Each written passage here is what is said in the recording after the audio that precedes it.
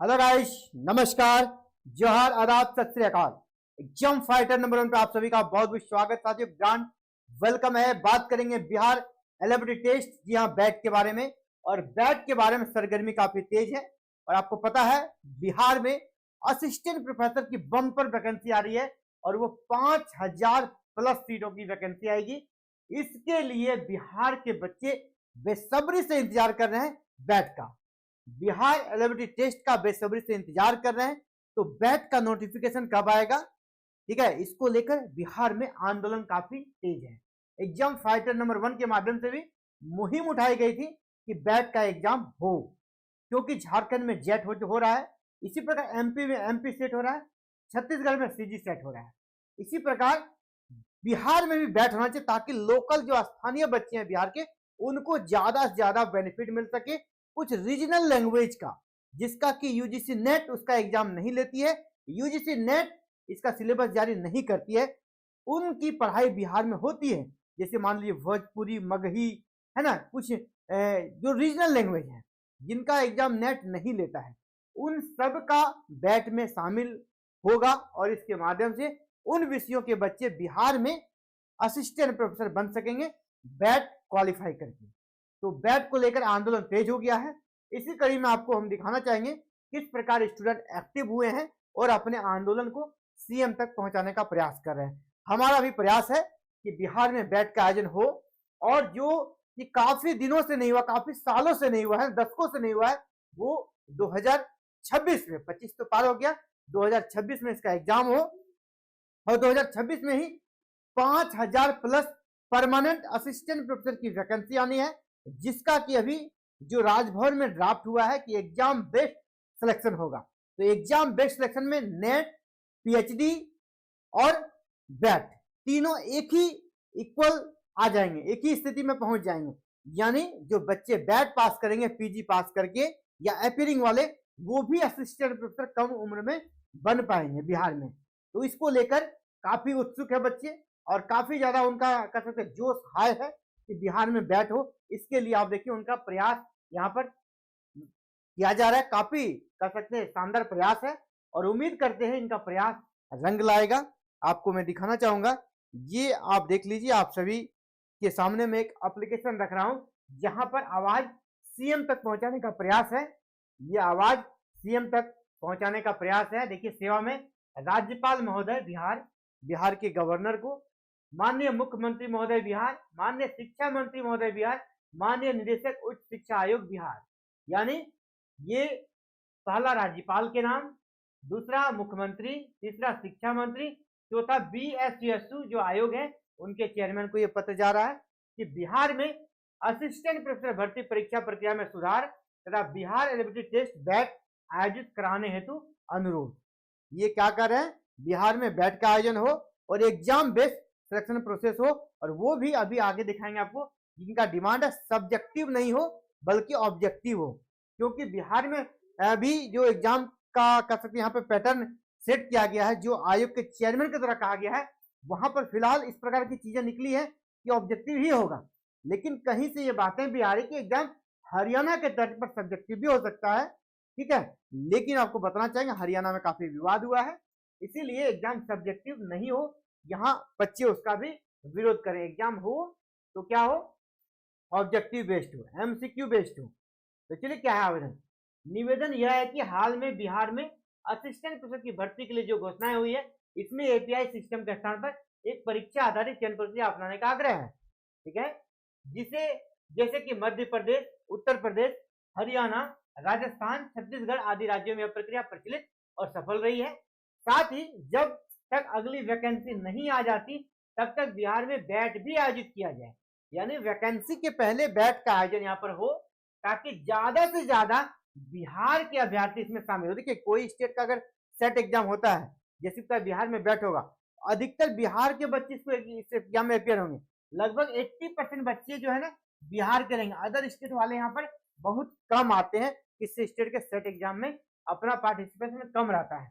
तो अधिकतर बिहार के बच्चे रहेंगे और जब परमानेंट वैकेंसी आएगी तो फिर वहां वो सिलेक्ट हो जाएंगे। यहाँ पे ये दिखा रहे हैं कि एपीआई सिस्टम में समस्याएं हैं, इसलिए एपीआई सिस्टम हटना चाहिए। परीक्षा आधारित चयन का सुझाव यहाँ पे कर रहे हैं, परीक्षा आधारित चयन हो, कैसा एग्जाम हो उस पर यहाँ पर बात की गई है, एग्जाम किस प्रकार हो।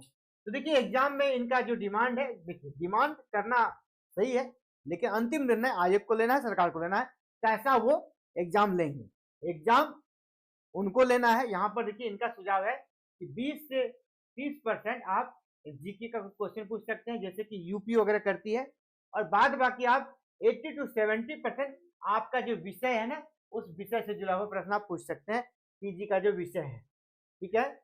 और यहाँ पर बैठने की पात्रता किसकी होगी, जो नेट पास है या जिनका पीएचडी हो गया है या जो नई बिहार में बैट का नोटिफिकेशन आएगा, जो बैट पास कर गए वो सभी यहाँ पर योग्य होंगे।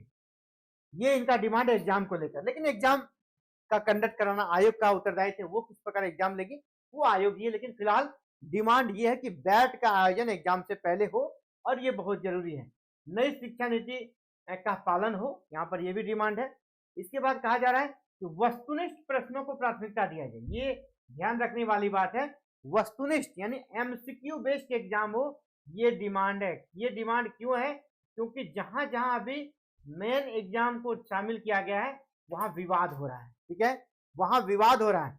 इसलिए बिहार में भी अगर विवाद से बचना चाहती है सरकार तो यहाँ भी ऑब्जेक्टिव एग्जाम को प्राथमिकता दिया जाए। चलिए इस पर हम लोग थोड़ा डिटेल्स में देख लेते हैं क्या यहाँ पर कहा गया है।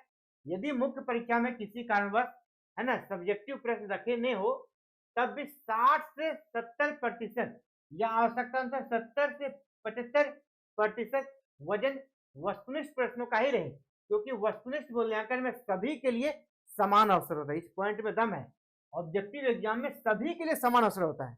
आप इसमें नेगेटिव डाल दीजिए और ज्यादा इसको अगर हम चाहते हैं कि बहुत ज्यादा स्ट्रिक्ट एग्जाम में, तो ऑब्जेक्टिव को आप उसमें नेगेटिव एग्जाम को नेगेटिव मार्किंग डाल दीजिए। नेगेटिव मार्किंग से क्या होगा, उसमें जो कर सकते तुक्का लगाकर या किसी तरह वो सिलेक्ट हो जाते हैं, किसी तरह ज्यादा स्कोर कर लेते हैं, वो नहीं होगा। नेगेटिव मार्किंग आप यहाँ पे कर सकते हैं, वो चल जाएगा। जैसे कि अभी यहाँ पे एग्जांपल दे रहे हैं कि सब्जेक्टिव में क्या दिक्कत है। अभी हरियाणा के हालिया विवादित कॉपी मूल्यांकन यहाँ अलग अलग जांचकर्ताओं ने के द्वारा अलग अलग अंक मिले हैं, ठीक है, जैसी समस्या यहाँ पर नहीं होगी। अगर ऑब्जेक्टिव एग्जाम होगा तो नहीं होगा साथियों। इसके अलावा लंबी और अत्यधिक समय लेने वाली प्रक्रिया जैसे कि आपका पीटी मेन इंटरव्यू से बचने का भी आवश्यकता है, ताकि कम समय में ये वैकेंसी कंप्लीट हो सके। और ये पॉसिबल है ऑब्जेक्टिव एग्जाम में, जिसका कि कंप्यूटर से ओमार सीट चेक हो जाएगा और जल्दी ही रिजल्ट आ जाएगा। और इस प्रकार ये सफल एग्जाम पैटर्न यहाँ पर हो, बैट का आयोजन हो, ये मुख्य डिमांड है। और ये डिमांड हमने आपको बता दिया है कि ये जो डिमांड है ना कहाँ कहाँ पर इनको देने का प्रयास किया जा रहा है, ये देख लीजिए। तो यानी बिहार में बैट का आयोजन लग तो रहा है कि अब होकर रहेगा, और सरकार ने भी इसके लिए सिलेबस बनाना शुरू कर दिया था, और ये सिलेबस लगभग 1 साल पहले ही बनना यहाँ पर स्टार्ट हो गया था।